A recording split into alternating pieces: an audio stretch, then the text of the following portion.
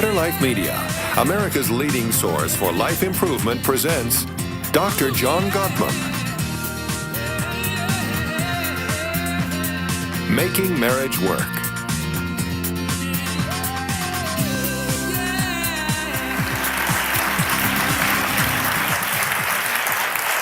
Thank you. Thank you very much. Now, why should you listen to me? First of all, let me just tell you that I'm not a relationship guru. I'm not like those people on afternoon television. And the only thing I have to offer is that I'm an expert in how to do research on relationships. And I've studied over 3,000 couples over the last 32 years. You know, couples very much like yourselves.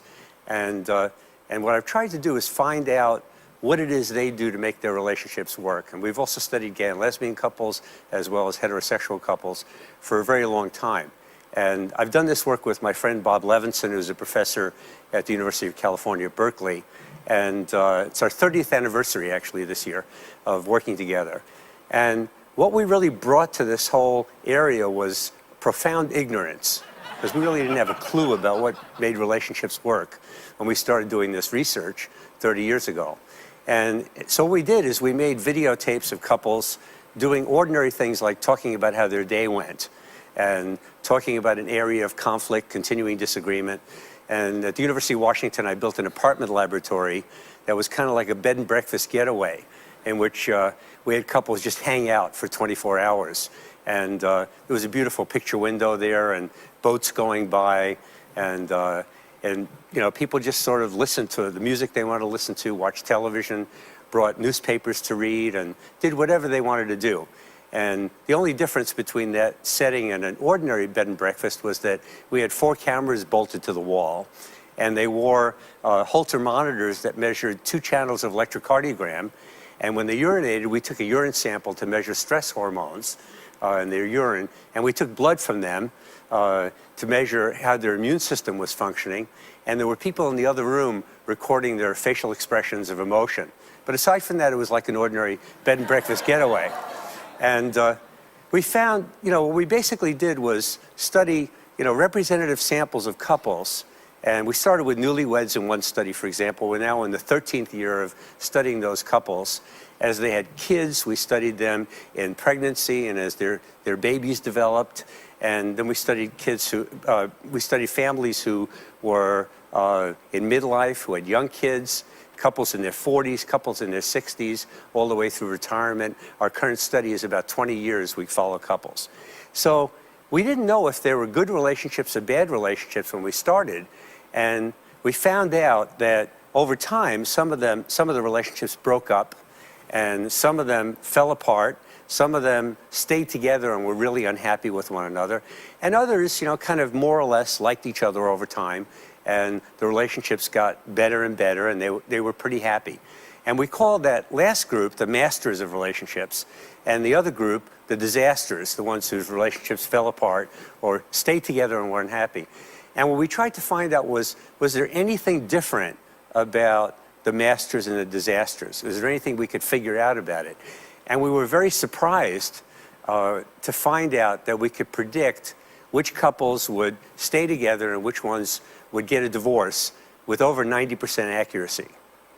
And you know, you don't find that kind of prediction in psychology very often. Usually we can't predict people's behavior at all. But here in relationships, we were able to predict with enormous accuracy what would happen to a relationship. In fact, in just 15 minutes of a couple talking about an area of continuing disagreement, we could predict with 85% accuracy whether they get divorced. And not only that, after following couples for 14 years, we could not only predict if they would get divorced, but when they would get divorced as well. So I want to tell you about that research and what we discovered from this, and how we put it all together in kind of a theory about what makes relationships work and what the principles are for making them get better and better, and also turning around ones that are really unhappy.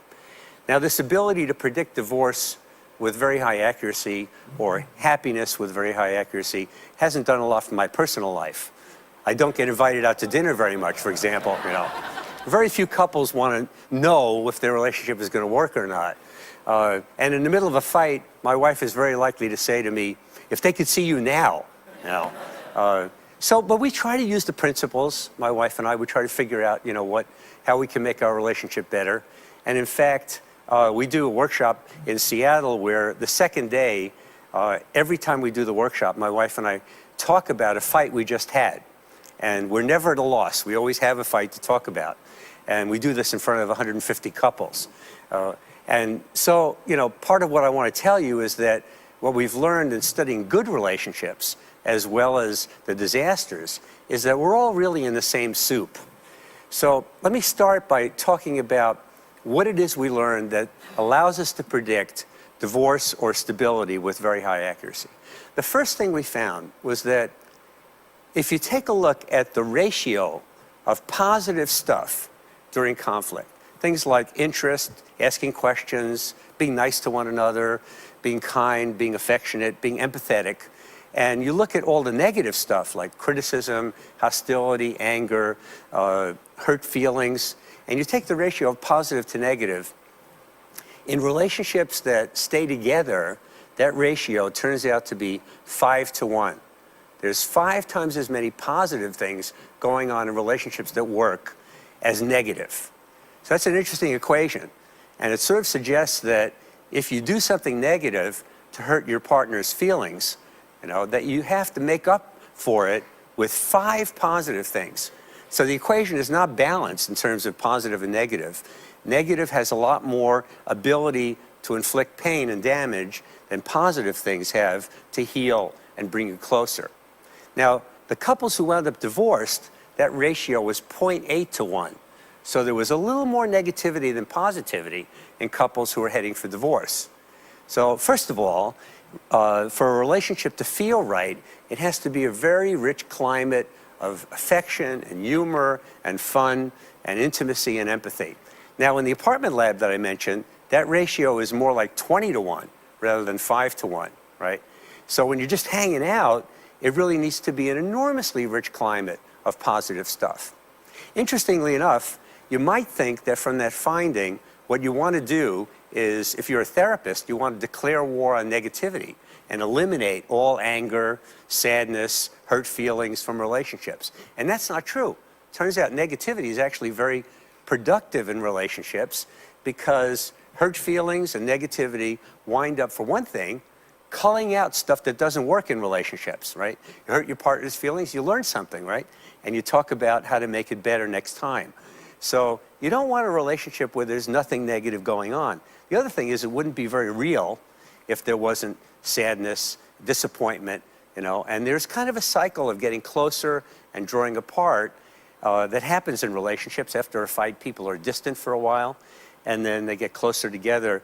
So that, in fact, in relationships, as a result of negativity, there's a need to continually renew courtship in relationships. And so that's the importance of that finding about negativity and not declaring war on negativity. You don't want to get rid of anger. You don't want to get rid of sadness. You know, that's kind of our inheritance when we have a close relationship. We get all the emotions. Now, the next thing that Bob and I wanted to know was, are all negative things equally corrosive? Are there some things that really are a lot more negative than others? And in fact, there are. And I wound up calling those things the 4 horsemen of the apocalypse. And because there were 4 things that really were very predictive of divorce. And they were characteristic of the disasters and very different from the masters. And the masters are dealing with conflict in this way. It's kind of like if I was holding, imagine I was holding an invisible soccer ball right here, okay? And this soccer ball represents our problem. And my wife and I are kicking this ball around. And that's the way the masters deal with things. Now, the disasters, from the beginning, try to put that ball in their partner's body. And they're really saying, you're the problem, right? So the first horseman of the apocalypse is what we call criticism. And criticism is a way of complaining that suggests that your partner's personality is defective, okay? And now, what are the masters doing? The masters are still complaining, right? But they're talking about themselves, talking about their feelings, and what they need. So let's say, for example, I complain. And I want to complain the way, a really great relationship would complain. I might say to my wife something like, you talked about yourself all through dinner. You never asked me anything about my day. And that hurt my feelings. I really need you to ask me about my day. Okay? So there I'm talking about myself, what I feel, and what I need, right? Now, the disasters would try to make that just a symptom of my wife's defect. And I would say to my wife something like, you talked about yourself during dinner. You never asked me anything about my day. What is wrong with you? This is a great question, right? What is wrong with you? Does anybody ever answer that question? Hey, I'm glad you asked that. Let me take a look and see what's wrong, It's not really a question, right? Now, the second horseman of the apocalypse kind of follows from the first, because if you feel criticized, you're going to be feeling attacked and you're going to be warding off this attack, right? And that's defensiveness, the second horseman of the apocalypse. And we found there are two ways of becoming defensive that are most common in couples. The first is righteous indignation. And in righteous indignation, what you're doing is meeting a complaint with a counter complaint. The second way of being defensive is I can act like an innocent victim. And the most common way people act like an innocent victim is they whine. I cared about your day, I really did. I was really interested in your day. Now, what's the opposite? What's the constructive alternative? What do the masters do instead of get defensive? It's very simple. They accept responsibility, even for a small part of the problem. So she says to me, all through dinner you talked about yourself, you never asked me about my day. I can say, God, good point. I really was stressed out, during dinner, and the drive home was awful. I had a rotten day. I don't think I was listening to anybody, the whole day. And you're right, I probably wasn't listening to you. So, how was your day? Now, the third horseman is our best predictor of divorce, and it is disrespect and contempt. Now, contempt is a little bit different than criticism, because in contempt, you feel superior to your partner. You're speaking from a higher plane, kind of like I'm on this podium and I'm talking down. Well, if you do that to your partner, you feel, let's say you feel cleaner than your partner, or more punctual, or tidier, or smarter than your partner, then you're going to kind of talk down to your partner, and the comment that will come out will be this kind of snobby, contemptuous comment, right? Now, how do people get contemptuous? The most common way they do that is by calling their partner names or directly insulting them. And, so you can say, what a jerk. You only talk about yourself. Now, we would like our partners to respond to us by saying something like, John, that's brilliant. You're such an observant person. Thank you for pointing out all the ways in which I'm failing as a human being. Can we have lunch next week so you can tell me more? But unfortunately, people don't respond that way, right? They really wind up getting hurt. In fact, contempt is our single best predictor of divorce. Now, what is it that the masters are doing that's the alternative for contempt? What is the opposite of disrespect? It is not doing nothing. It is really respect and being proud of the people we love. And what the masters are doing is creating in the relationship a culture of appreciation. They're saying thank you for very small things that their partners are doing. Thanks for picking up the laundry. I enjoyed the conversation at dinner. I watched you playing with the baby last night, and it was really beautiful. We had that teacher conference, and that teacher really intimidates me. You've got a lot of guts. So it's communicating not only affection, but respect, right? That's the culture of appreciation. Now, how do you build that? And the way you build it is you start really creating a different habit of mind. A habit of mind where instead of scanning the environment for things to criticize and put down and make yourself superior through putting down other people, you scan the environment for things you can praise and appreciate. And this is as important in love relationships as it is in parent-child relationships. Looking for stuff you can appreciate. Catch your partner doing something right. Now, the fourth horseman of the apocalypse we call stonewalling. And here's what stonewalling is. It's really emotional withdrawal from conflict. And here's the way we actually measure it in our laboratory.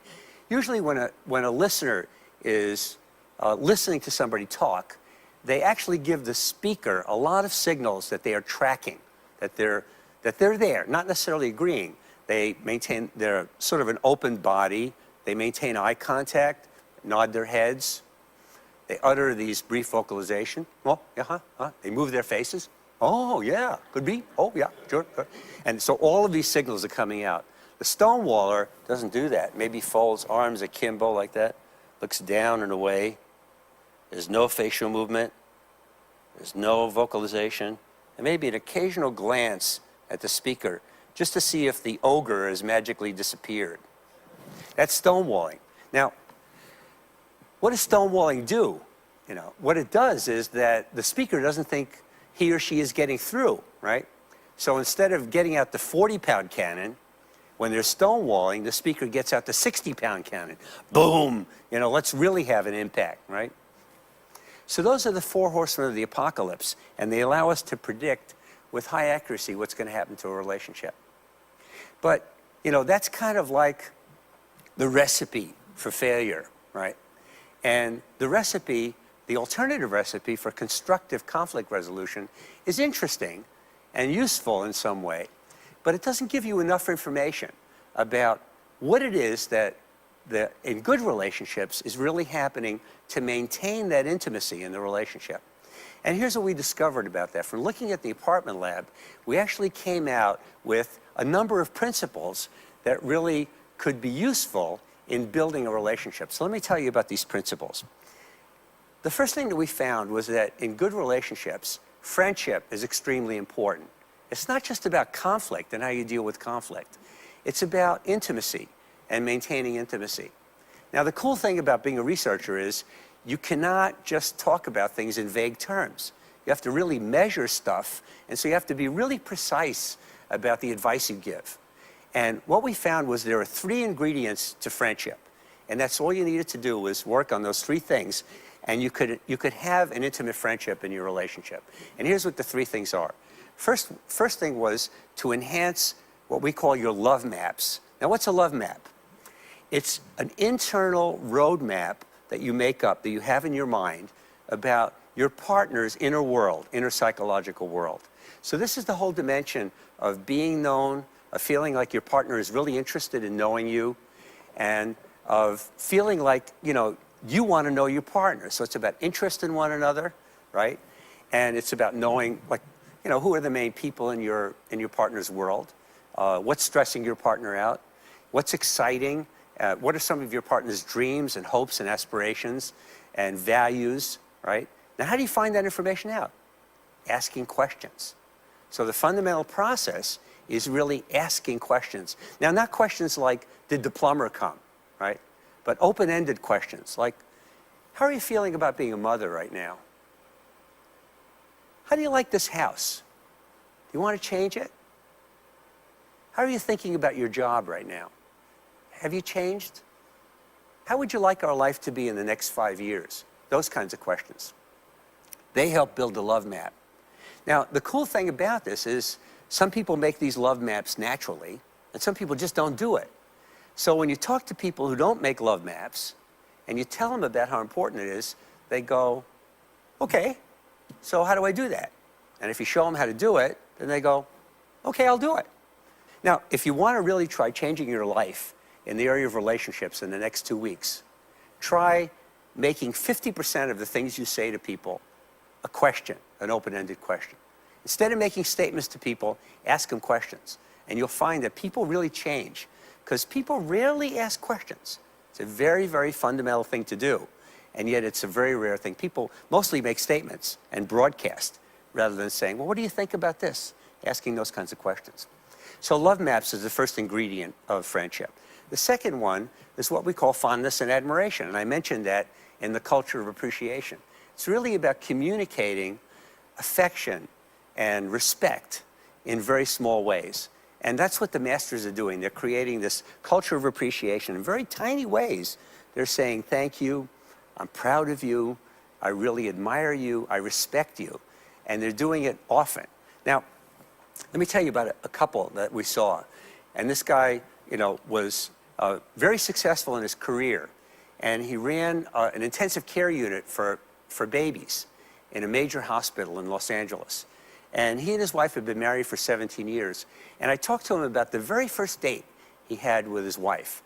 And he said, God, you know, I was thinking that first date that of all the women I'd ever met, she was the most vivacious, the most exciting, the most beautiful, the most intelligent woman I'd ever met. I went, wow. Now there's a fondness and admiration system, right? Now, the next thing I wanted to know was, did his wife know this? That he was thinking this on the first date? In fact, in 17 years, had he ever told her that he thought this about her? And so I asked her, I said, did you know this? She said, I never had a clue. So what's the fundamental thing in fondness and admiration? It can't stay in the brain. It's got to come out the mouth, right? So that's really what the masters are doing. In very small ways, they're saying thank you. I mean, even for trivial things. Thanks for doing the dishes, you know.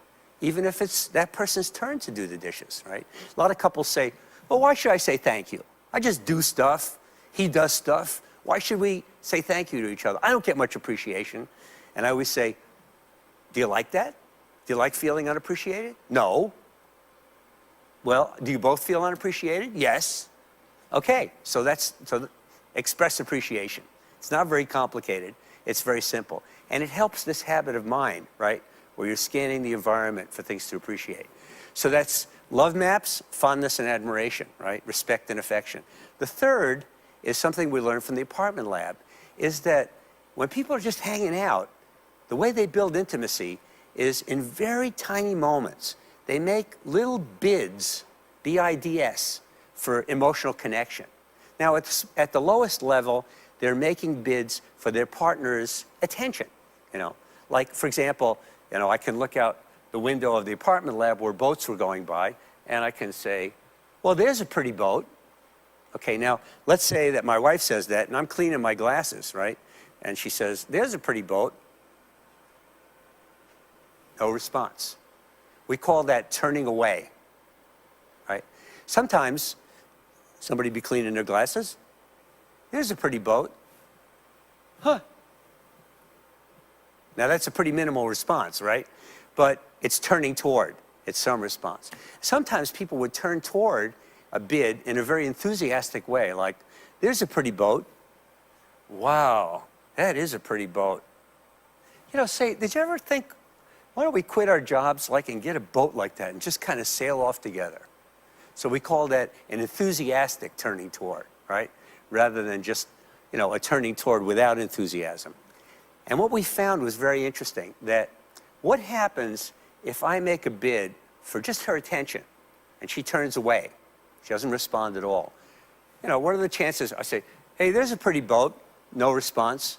I'm going to say, hey, Julie, I said, there's a pretty boat, you know? The probability of rebidding is almost zero in all relationships.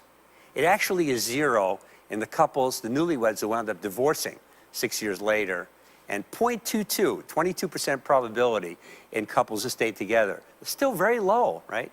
And in fact, on the videotape, what you see is if partners turn away, they kind of crumple a little bit, you know, and they do some face-saving things like straightening up or petting the cat, you know, or something like that. But they don't rebid. That lack of connection is really painful. And we started realizing that in these very tiny moments of emotional connection, people are building kind of an emotional bank account in the relationship. They're building up points in that relationship that builds emotional connection.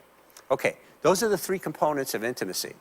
Making a love map, right, and updating it periodically by asking questions, fondness and admiration, and turning toward, okay? Now, when those three things are working, then it turns out people are in a state of mind that we call positive sentiment override. Now, it's a fancy term, but it means that my positive sentiment for my wife and the relationship overrides momentary times when she's irritable or we're feeling a little distant. But if those three parts of friendship are not working very well, love maps, fondness and admiration, and turning toward, then I'll be in negative sentiment override. And that means I've got a chip on my shoulder, right? I mean, if I'm in negative sentiment override, she can come down one morning to the kitchen and say, in a very sweet way, you know, honey, you're not supposed to run the microwave when there's no food in it. And if I got that chip on my shoulder, I'm going to say, don't you tell me how to run the microwave. I'm the one who reads the manuals around here. You're not going to control and manipulate me. See, I've got a chip on my shoulder. I'm hypervigilant for put-downs. I'm in a negative state. And, you know, you can't tell me to not be so sensitive about the relationship, you know, to lighten up, not take it so personally. You can't tell me, well, she said it in a sweet way. I can't get out of negative sentiment override, right? So research studies that have tried to change people's cognitive style about the relationship fail. And they fail for good reason, because love maps aren't working, fondness and admiration and turning toward aren't working. That's why I got that chip on my shoulder, right?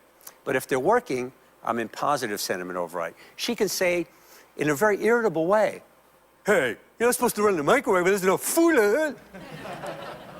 And if I'm in positive sentiment override, I'll say, okay, I'm not taking that personally, right? You know, I'm seeing that as maybe she's stressed out. I'm thinking, this lady's very involved in the microwave today. I don't know why, you know, but I'm not going to ask her now, you know. But, you know, basically, you know, it's a buffer. Positive sentiment override is a buffer against irritability and emotional distance. And that brings me to conflict, because what the masters are doing during conflict is they're really able to repair the conflict when it's not going well. It's hard to change people's behavior when they're fighting. You know, it's very easy to get defensive, you know, if you feel attacked.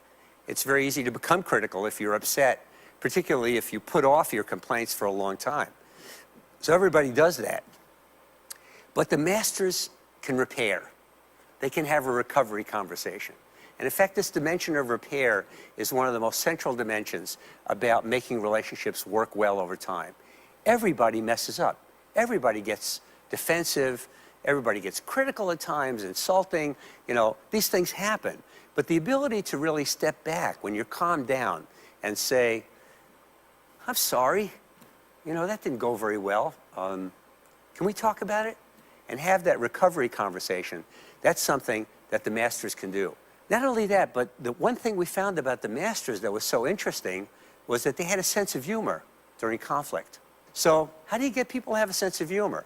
Turns out that if you build love maps and fondness and admiration and turning toward, and we've done this experiment, then people's sense of humor increases even during conflict. And they can repair, and they can be affectionate during conflict.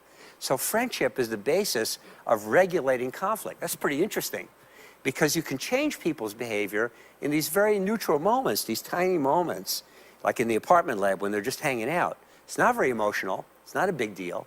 And all you have to do is build awareness of these bids and the importance of turning toward.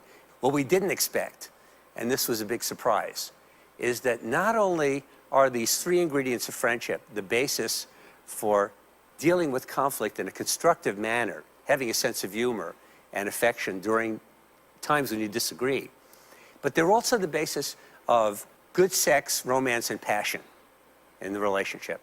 Now let me try to convince you of that makes sense. I have a book that is called 1001 Ways to Be Romantic.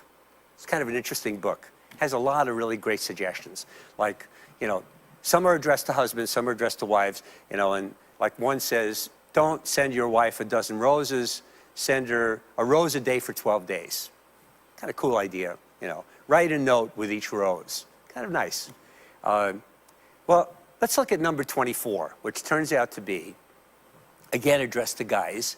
And it says, what could be more romantic than sending your wife a golden locket, giving your wife a golden locket with your picture in it? Okay, so let's think about that. Love maps, fondness and admiration and turning toward. Let's say love maps. I haven't asked my wife a question in 17 years. Fondness and admiration. We were out to dinner a couple of nights ago, and she started telling a story, and I said, you're not going to tell that story. Nobody wants to hear that. That is so stupid. Just shut up. I said that in public. Okay, fondness and admiration. I'm down 2 now, right? Bids and turning, you know, I don't even notice when she makes a bid. And then I give her a golden locket with my picture in it, right? And I ask you, is that going to be a romantic event in the relationship? I don't think so, right? She's going to drive the SUV over it a couple of times, really flatten out that golden locket. What makes that event romantic? You know, if I write a poem and we go to our favorite restaurant and I toast to how beautiful her eyes are and I read my, you know, stupid poem that I wrote, I choke up when I read it. Her eyes fill with tears because love maps, fondness and admiration and turning toward are working in the relationship. And so you really build sex and passion and romance in these very, very small moments of emotional connection. Now, we learned some surprising things about conflict as well. Let me tell you what we learned. First of all, we found that most conflicts in a marriage, in fact, 69% of them, are never solved. When we study couples 4 years later, we find mostly they're talking about the same stuff in the same way. So that's kind of interesting. If it's not that changeable, then, what do you do to make a difference in relationships? Well, by building these parts of the relationship, the fondness and admiration and turning toward and love maps, you're actually working on that relationship itself, on the way conflict is dealt with in that relationship. But 69% of the time, we found that the same conflicts are perpetuated.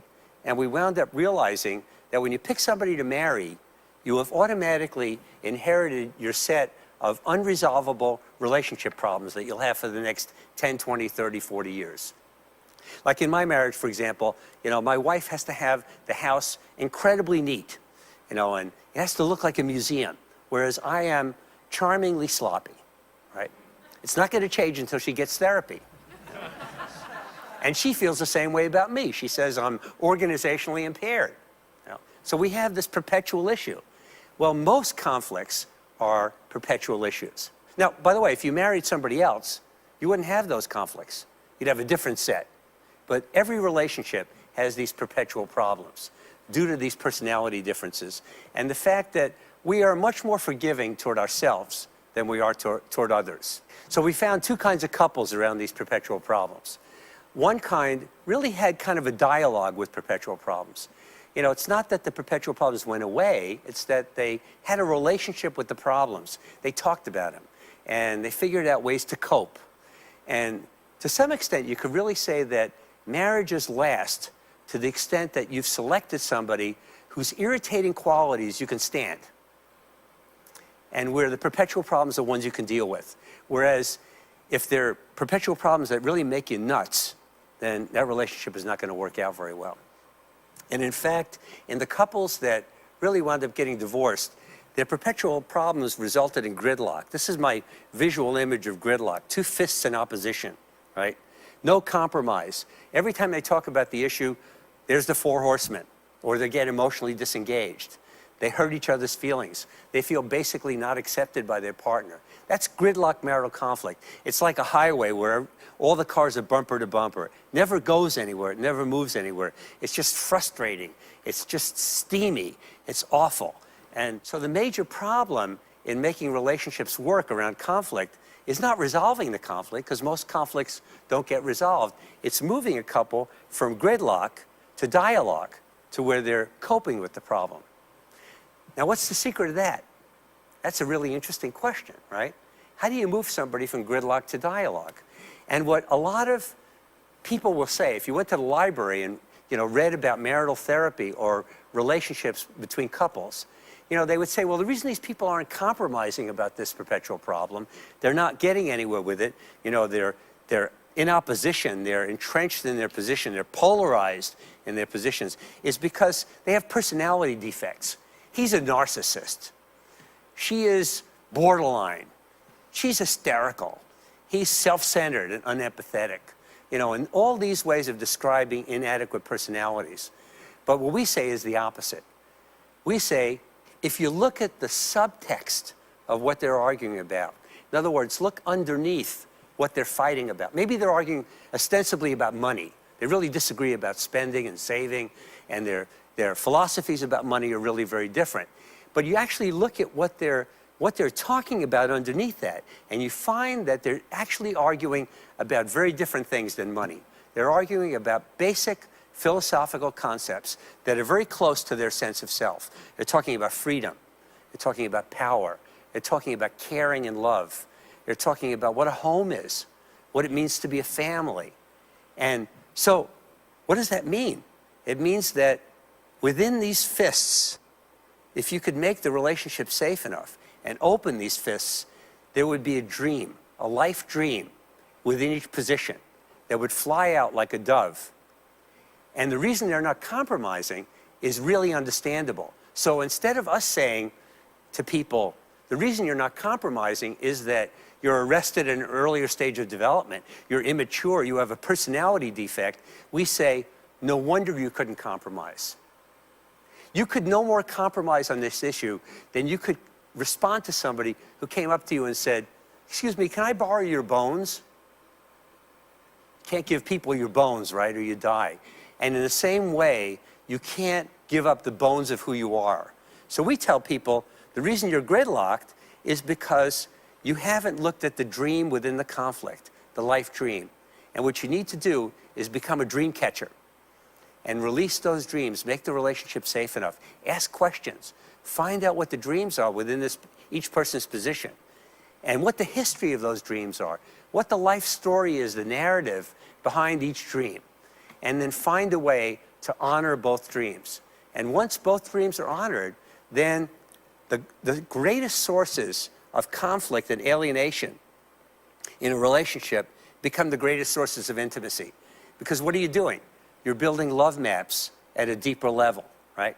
You're finding out something about meaning and purpose in people's lives.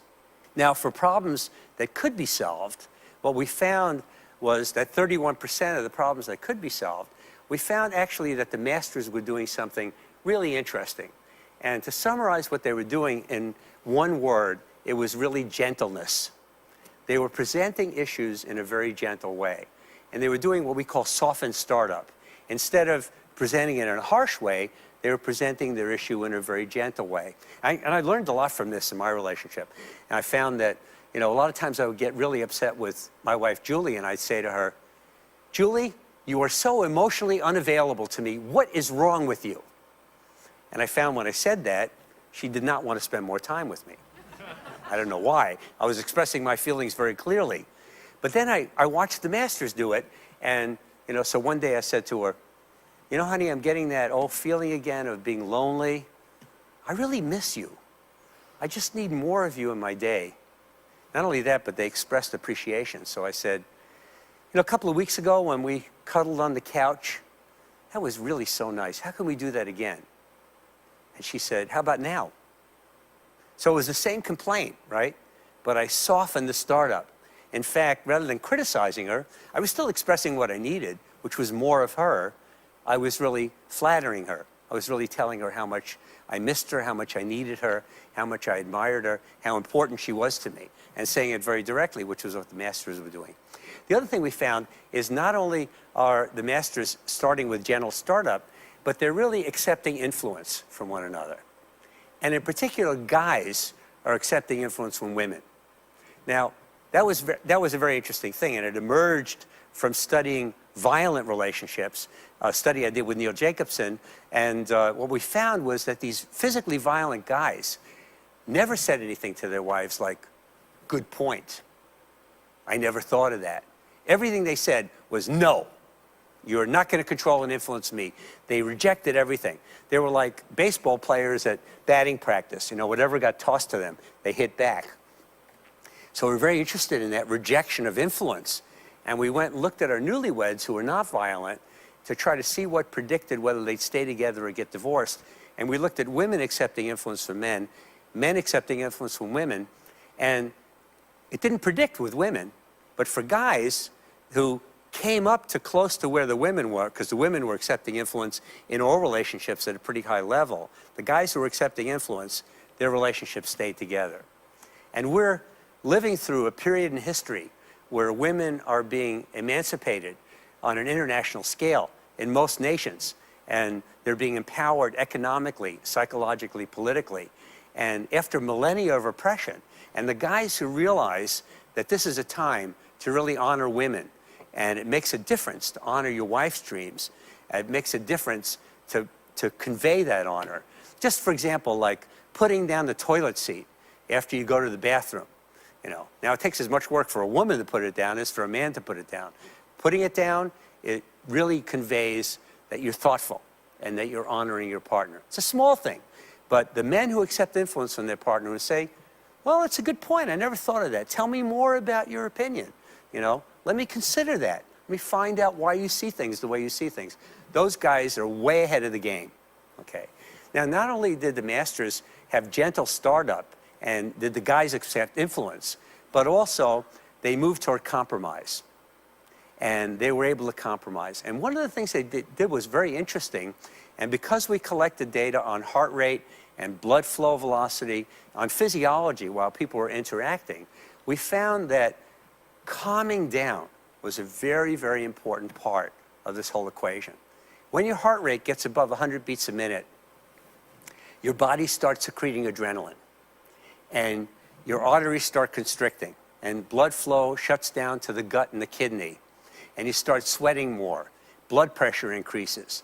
The kidney starts producing a substance called renin, which leads to angiotensin, which also increases blood volume and blood pressure. All this stuff is going on. Well, it has adaptive value when you're trying to escape from a predator, you know, or there's a car coming in your lane and you have to get out of the way, right? That's adaptive. But when you're in the middle of a marital discussion, this kind of physiological arousal is very maladaptive because you cannot process information very well. You can't be very creative. You know, you're not a very good problem solver when your heart rate gets above 100 beats a minute. So what really has to happen is people have to calm down and take breaks and really calm themselves and self-soothe. So in one study we did, we actually did this trick with people. We waited for their heart rate to get above 100 beats a minute, and we went out and said to the couple, we're having some trouble with our equipment. Would you stop talking about this problem until we repair it? And we gave them magazines to read, right? Now, it wasn't true. The equipment was working. We waited actually for their heart rate to go down, down, down, down, down. And when it went back to baseline, we came in and said, okay, the equipment's working now. You can talk about the issue again. Why did we do that? We wanted to see if it would be different, if their discussion of the problem would be different when their heart rates were low than when they were high. I can tell you, for the most part, it was like a different relationship. When the heart rate was low, all of a sudden people had a sense of humor, you know, they listened well, they were more creative problem solvers. So we learned from this that, you know, reducing flooding and physiologically reducing your arousal is a very important part. And one of the most important things you can do to really make that happen is to take a break, call a timeout. And what we found in studying violent couples was that they never did that. Whenever they had a violent fight, there was one person who wanted to get away from the other and have a timeout, and the other one would say, no way, you're not abandoning me. You're not having a timeout. And so the conflict would escalate. So monitoring your physiological arousal is very important. Now, this is nobody's fault, right? I mean, when your heart rate gets up, you get defensive, you know, you're really in a state of fight or flight, and there's no way you can be a good problem solver and you can listen well. And that gets us to the final part of this theory and these principles for making relationship work is the idea of shared meaning and a shared meaning system. And this is really one of the most important things about relationships, is that what people do in relationships that really work well is they feel like they're building something beyond just the two of them. They feel like being together has some meaning and purpose. And there are many ways in which people create meaning and purpose.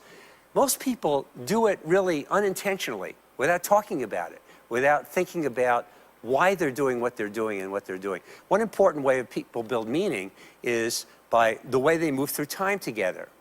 Now, what I want to suggest to you is that every relationship, even if people come from the same race, the same religion, the same part of the country, the same ethnic group, every relationship is a cross-cultural experience. So people create meaning thinking about their cultural legacy, their heritage. They think about their mission in life, what they want to leave the world with. And that relationship either supports that mission and legacy or not. They create meaning in the way they move through time together, right? They create meaning in how they think about themselves as a son, as a daughter, as a friend, as a brother or sister, as a mother and a father, as a husband or wife. And all of these ways, you know, in all of these roles, in all of these ways, people create meaning. Now, you can do it intentionally or you can do it unintentionally. But if you do it intentionally, then you create the shared meaning system. And what are we doing there? we're really, again, building love maps, right? So it really comes back to the beginning, to friendship. So let me summarize. There are really three parts to making a relationship a successful relationship, that one that works out over time and gets better over time. One thing is really the quality of friendship. And all that you have to do for that is build love maps, build fondness and admiration, which is affection and respect, and notice bids for connection and turn toward your partner rather than away and against. And when that happens, you're in a state of positive sentiment override rather than negative. And that helps you really repair. It helps you have a recovery conversation after a fight, helps you regulate the conflict and repair when it happens. And I also told you that during conflict, most problems don't get solved in a relationship. People just adapt to them. And when they don't adapt to them, it's because they're really gridlocked on a conflict. And those horrible conflicts, the worst ones, really can be the greatest sources of intimacy if you wind up opening those fists and releasing the dreams within the conflict and honoring one another's dreams. And that's actually the tip of the iceberg because it's part of creating a shared meaning system together. And that's what makes relationships work well. Thank you very much for listening.